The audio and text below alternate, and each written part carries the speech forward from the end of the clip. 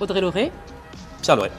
On est tous les deux co-gérants du château Pain de Fleurs Moi, je suis en charge de la distribution. et je suis en charge de la production. Et on est situé à Saint-Émilion. Pain de Fleurs, pour moi, c'est familial, partage et décomplexé.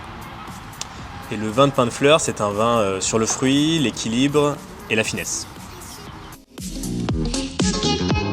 Mais chez nous, c'est la femme qui fait le vin et c'est l'homme qui vend le vin. Alors, le château Pain de Fleurs, c'est une exploitation familiale. On travaille en famille ici.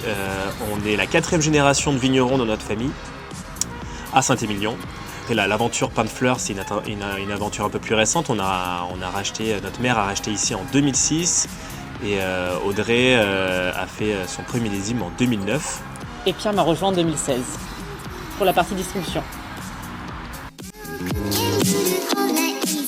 Ce qu'on a d'unique par exemple, c'est sur le côté élevage des barriques où on utilise plutôt des fûts de 300 litres, donc pas la traditionnelle bordelaise qui est 225, pour boiser un petit peu moins mais avec des grains plus fins, donc des barriques plus haut de gamme pour apporter davantage de finesse. Alors on peut déguster Pain de Fleurs entre 4 à 10 ans pour avoir son apogée, mais sur les grands millésimes on peut le garder jusqu'à une quinzaine d'années, il n'y a aucun problème. Millésime un peu jeune, on peut vraiment aller sur des plats même épicés ou sur forcément une viande, une côte de bœuf, des choses qui sont assez puissantes. Sur un millésime un peu plus vieux, quand on passe les 10-15 ans, plus pour en fin de repas, sur un dessert, sur des choses un peu plus légères. Le fait d'avoir des vins assez jeunes va avoir ce soutien-là et ce besoin de support. Quand des vins un peu plus vieux, un peu plus patinés, vont être un peu plus légers, donc on va les terminer, puis c'est plus en fin de repas, quoi.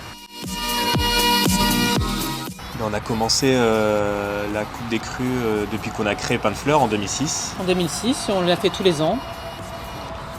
C'est une compétition qui est efficace. On a vraiment la vision aussi sur la régularité en présentant plusieurs millésimes sur les domaines.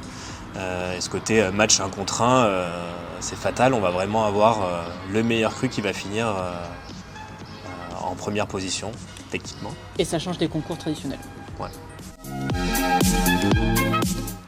On est très fiers. Oui, très fiers.